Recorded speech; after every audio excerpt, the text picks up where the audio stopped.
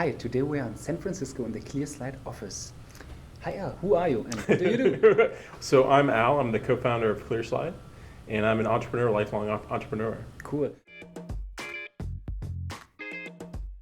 Tell me about what is your background? What did you do before you started ClearSlide? And what is ClearSlide, by the way? Yeah, so before I started ClearSlide, I've been an entrepreneur my whole life. I came out here to Stanford in '97, and right out of school I started a company. So I started a company called Evite back in the day, which is an online invitation product. It was popular in the day, and then really since then I've started a number of companies, with ClearSlide being the most recent. So I haven't really ever worked for a company that I didn't start myself. And what is the connector between those different companies? Is there some? Yeah, it's interesting. I think for me, I'm excited by companies where you're using technology to communicate with people. There's a lot of technology that's just for technology's sake. So a faster hard drive, or just to make the technology better. But I get very passionate with connecting to people.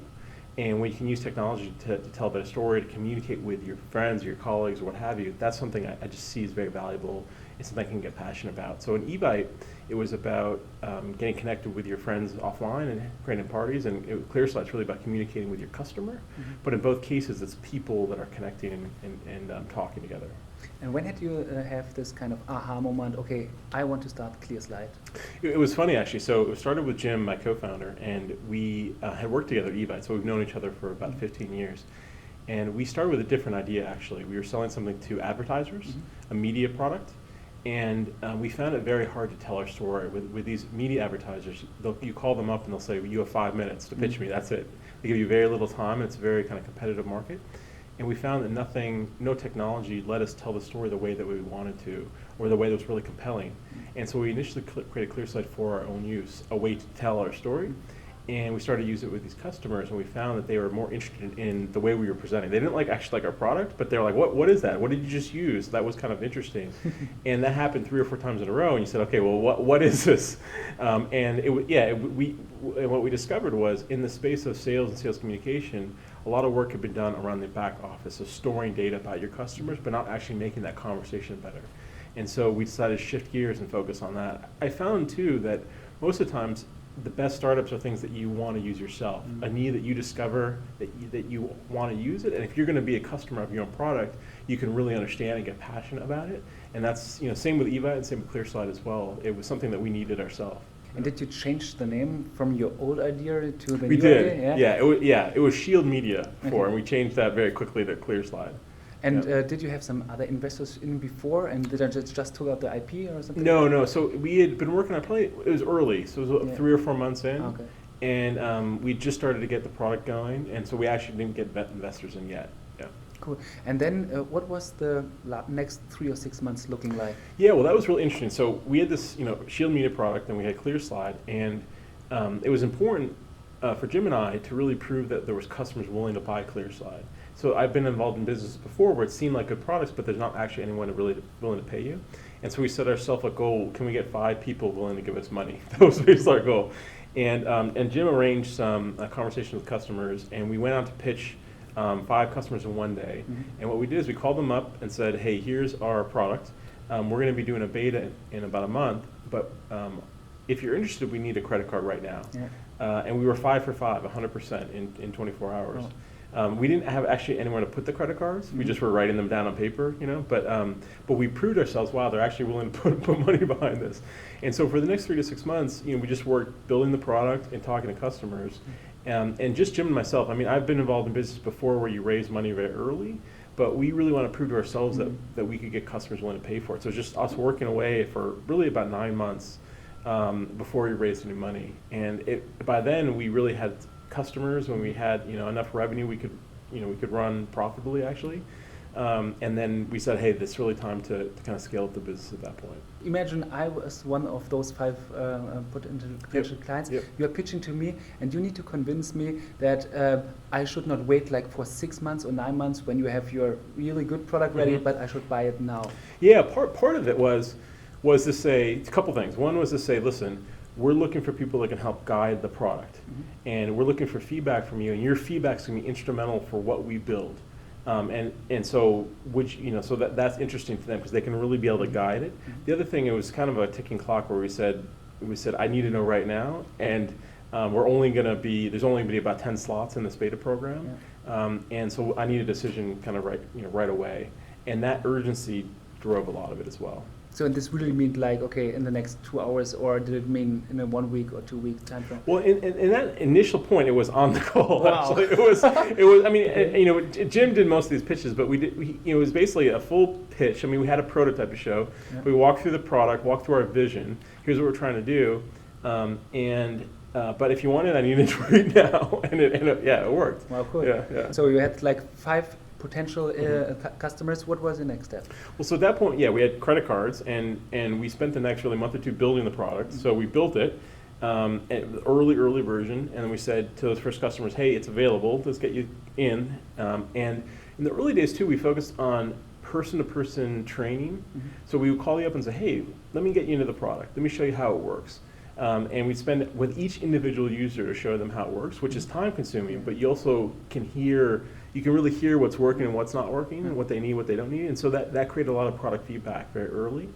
And we just did that over and over and over again. So we in that first couple months, we probably spoke to hundreds of customers, just Jim and just the two of us, hundreds of companies, and probably hundreds or if not thousands of users, and just over and over again, get them into the product, get them to use it, get the credit card, going, and you learn quickly, what they're really reacting to. I think the other issue with sometimes entrepreneurs is there's a product, but that willingness to pay means that they actually value it. So sometimes people say, I like it, it sounds good, but then they actually pay you, and so by asking for the money early, you're able to kind of really gauge what they really value, what they seem as interested in. So so it was just doing that over and over again.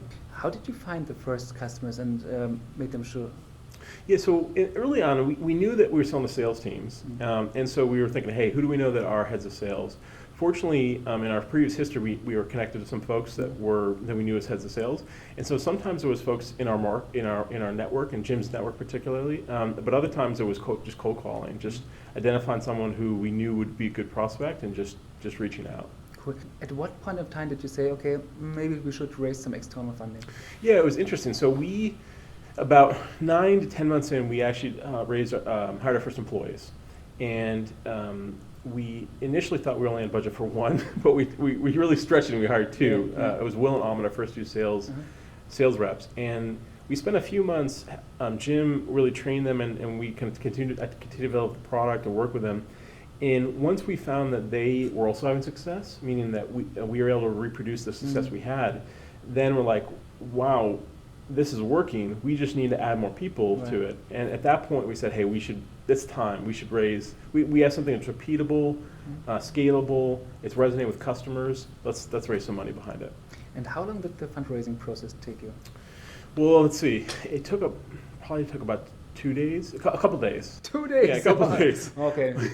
partially though, there's a lot of preparation that goes into it, right? So first of all, it's everything you've done in the company, but also those 2 days were all about researching the best people to talk to, having connection, there was a couple of weeks of preparation before it, so that you make sure you're talking to the right people, you have the right messaging, everything's kind of really tight, and then really in our first or second meeting, was Aiden Senka, our seed investor, and it was about 5 minutes in, and he said, I want to invest it. Yeah. I want to lead this round. And I said, we haven't even shown you what we do yet. He's like, I've seen enough, I know. And so at that point, and we said, wow, we have someone who's really excited. We met a few other people that were great investors, but didn't really click as quickly as I did. And so he led her around, and we met with a couple other people. And so it was only a couple of days. Okay, cool. Yeah. Because I would have assumed that it's more similar to the sales experience in the first place. So, okay, you got 2 days. That's right. I have found, though, with raising money, it is important to have a pretty tight window, because investors want, they want to see momentum. You want to see momentum. And so it's helpful to keep it really fast. Let's talk about the business model of ClearSlide. What are the typical customer segments that you are targeting, and what is exactly the value proposition that you're delivering to them? Sure. So we target sales and marketing teams, primarily in enterprise companies. And so anything from a couple sales reps up to thousands of sales reps, for example, Comcast. Generally, the verticals are any enterprise team, but we're heavily in media and technology, but healthcare, financial services, your kind of traditional enterprise teams. And you asked for the value proposition? Mm-hmm. Yeah, so basically we're there to make you more productive. We're there to help in your conversations with your customers to make those go better, Mm-hmm. but then also to give you insights into what happened, both for the sales rep and for the sales leadership to understand, is my message working? Mm-hmm. Is my approach working? Can I improve things? Or as a company, can we have better messaging to improve things? And so we spend a lot of time on the insights and analytics that will drive better results behind the scenes as well. So does this mean that you are integrating with other kind of sales funnel management tools, or is it that you are providing a sales funnel management tool as well? So we do integrate with CRM primarily, which keeps the kind of data about your customers. But we found that we really take over once the sales rep has started to work the account. So earlier in the funnel, you have marketing tools that are targeting the customer and figuring out who the right customer is, but they haven't actually started a conversation. So once that conversation starts, that's when we kind of take over. Cool. And can you also describe what the ClearSlide product looks like? Yeah, so in the product, there's a few main features or functions. One is around speaking to a customer, and that's called live pitch, either over the phone or in person. We have both web technology and mobile technology. So when you're communicating, you can use all your collateral, your PowerPoints, your PDFs, your video files, and present it to the customer. We also have something called email pitches, which is for sending content and collateral. Okay. So after a meeting, I might send you a deck. And when I do, I send you a link, and you're able to access it in a web browser or in your mobile device. When you do, I get insights into, did you open it, where you spend time on slides, what was most interesting to you. Those are really the two key kind of interaction methods, either in person or over the phone or in email. But then there's a whole suite around the analytics and insights where you can understand both, is that customer interested, but also you can roll that data up across your sales team. So you can say, hey, which content is working best? Which sales reps are being the most productive? Yeah. We're actually even working on predictive type technology where based on all the data we have, we can predict which deals are likely to close or not close. So we can help leadership understand what's really happening and be able to better manage and coach their team. Al, how's the revenue model working? So that's one of the big great things about ClearSlide and SaaS in general. It's a very simple model. It's basically per user. Okay. And it's a subscription model, so an enterprise SaaS model, where we charge per user per year, essentially type pricing. And it depends on various things. We have different packages and pricing, but it's basically scales up based on the size of your team. Is it really like on a per year basis or is it on a per month basis? Well, when we quote a customer, we'll say on a monthly basis, here's your cost per month. But generally, most of our contracts have an annual commitment or a multi-year commitment. When we started, actually, in the early days, we were more month to month as we started to get the business going. But at this point, it's mostly an annual or multi-year type commitment. Cool. Can you give us some insights in the organization? So what is typically the functional split, so to speak, of the people working here? In ClearSlide. Yeah, in ClearSlide, yeah. So our two biggest teams are sales and technology. Our sales teams are spread out. We have 3 different offices in the U.S., here, New York, and Seattle. Thinking about international offices as well. And we have both inside sellers, which sell over the phone, and field sellers, which sell in person. And really based on the size of the deal, if it's a larger deal, it really makes more sense to meet in person. If it's smaller, it's kind of sold over the phone. And then on the technology side, we have lots of development talent, operational talent, IT. Because our product is pretty broad into the technology we offer, we do both mobile and web. We do analytics and insights. We do content conversion. We do Gmail plugins and Outlook plugins. There's a lot of technology behind our stack. There's lots of different types of developers and technology people in the company, but those all wrap into our technology team. At that point, those two teams are roughly similar in size. So I'd say about 40% of the company is in the sales org, about 40% is in the technology engineering teams, and then about 20% is in our G&A functions and support functions. You seem to have lots of experience in terms of sales.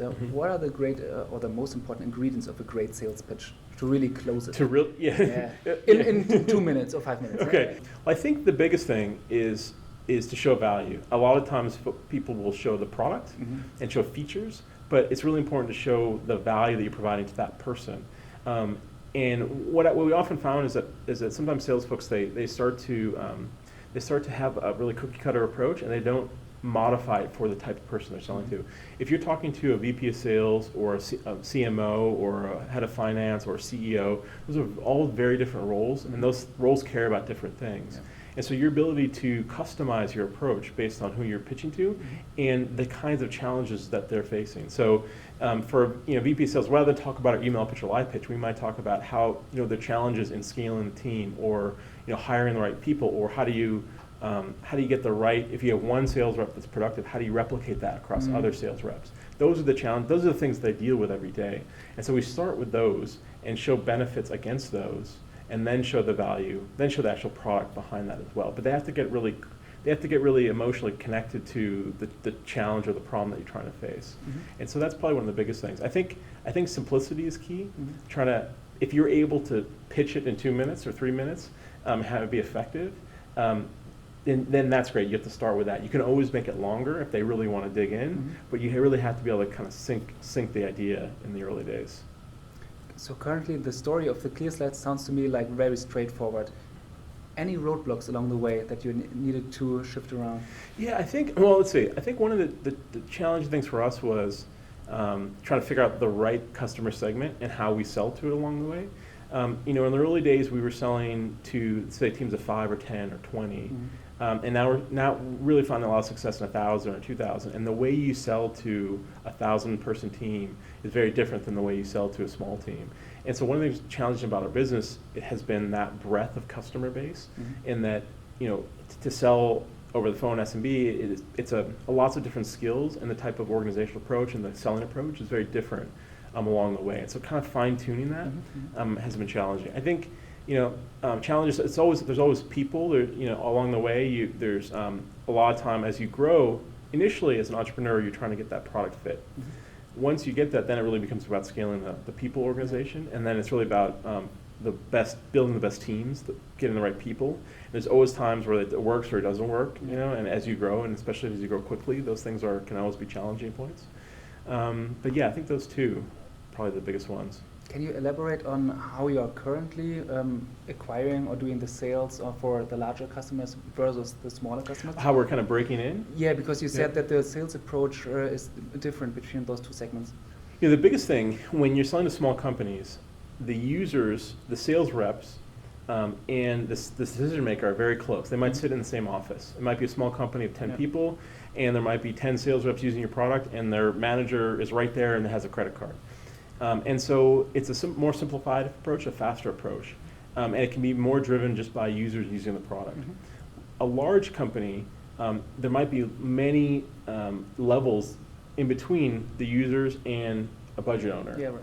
And so what that means is that you have to sell at multiple levels, and you have to be able to get users using it, but also get a senior leader understanding the budget reasons for doing it. And the risks and the rewards and the kind of the benefits at that level. And so what we found is it's a sell where you have to have kind of multiple levels and do both bottoms up selling and also top down selling, where the leader, you can kind of break in high and go low, and break in low and go high. And then if you do those both well, everyone up and down the chain is a supporter. We've had situations where we don't do that well, where maybe the users like the product, but the leader doesn't know why it's valuable, or vice versa. The leader likes the product, but the users don't know why it's valuable. And that will create friction because you don't get buy-in across the organization.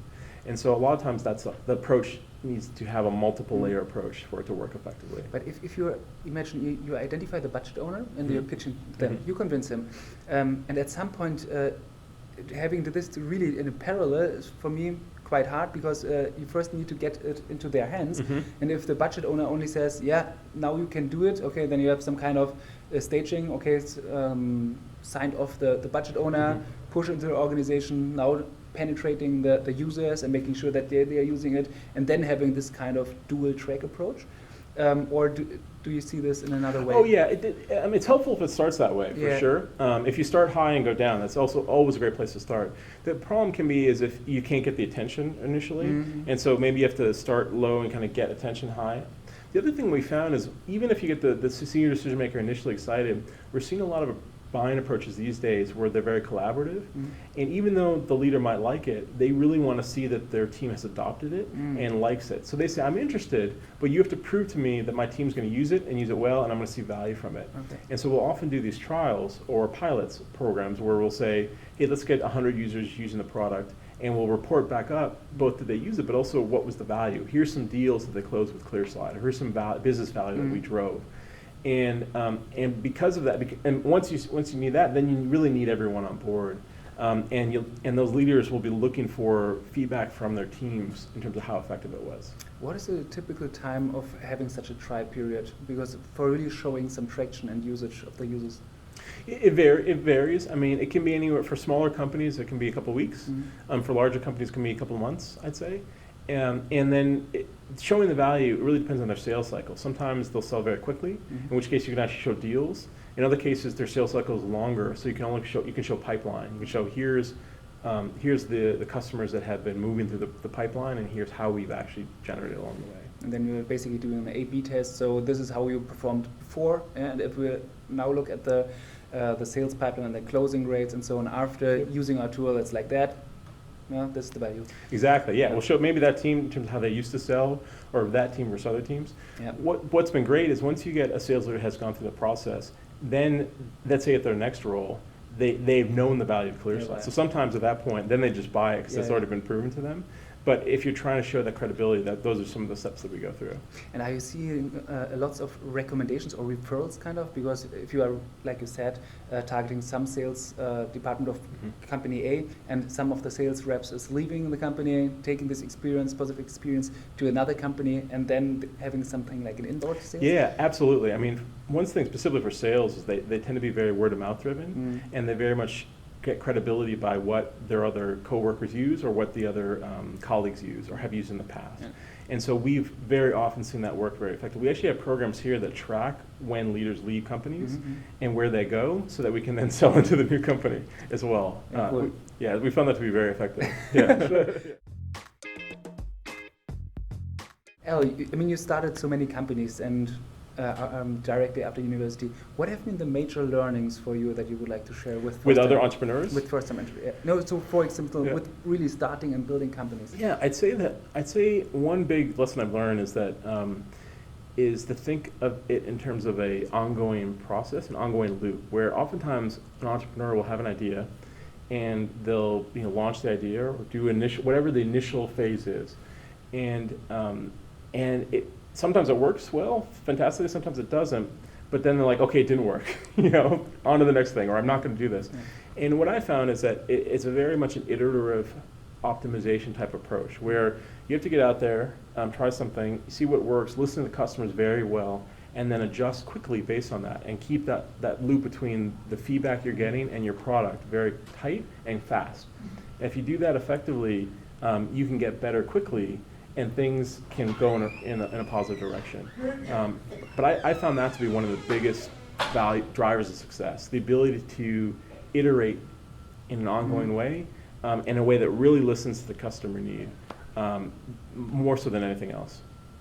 And what other type of learnings did you have, especially like with some problem situations that you most are likely to occur when you're an entrepreneur?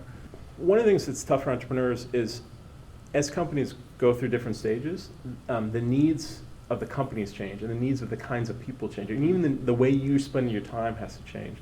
As an example, in a two-person company, it's all about trying to figure out your vision and the product that you're trying to build, and that's all that really matters. Then when you're 5 or 10 or 15 or 20 or 100 or 200, things change and the needs change. One example is, what I found is once you hit about 50 or 60, about 50 people, you can know everybody. Everybody knows everybody else, and there's not a lot of need for process or systems or those sorts of things. Once you get about 60 or 100, those things start to break down, because all of a sudden there's someone gets hired, and not everyone, who is the person? And you start to have needing process more official channels of how things go through. So I think to be sensitive to what your needs are right now, and the needs where you need to spend time as an entrepreneur co-founder, or your team needs to spend time, it can change very quickly. And if you're looking for it, it can be effective. But if you're not, you can kind of get caught behind it. And something that was working 2 weeks ago all of a sudden isn't working anymore. And how did you feel like once you've crossed like 50, 60 people, you come into your office and say, actually, I don't know like 30, 40% of the people here. Is this my company? Yeah, I think that's really started happening around 100, 150, I think. In particular, when as you're growing quickly. Yeah. There was, Jim and I and other founders definitely in the early days want to interview everybody. And so, up until 50 or 100, we had interviewed everyone, at least knew it was part of the interview process.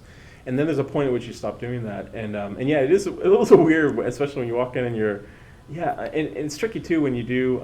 I do I would do sessions around the vision of the company, and we have meetings. We try to connect with all the new people. But sometimes at this meeting, you'd say, you go around the room, how long you been working there? And they'd be like 4 months, and I'm like, I don't. Yeah, it's like, how have we not met yet or anything? Yeah, it's a weird feeling for sure once you kind of cross that stage. Cool. El, thank you so much for sharing your knowledge. Yeah, It was very pleasure to meet you. Thanks for having you in. Thanks. Yep. Awesome.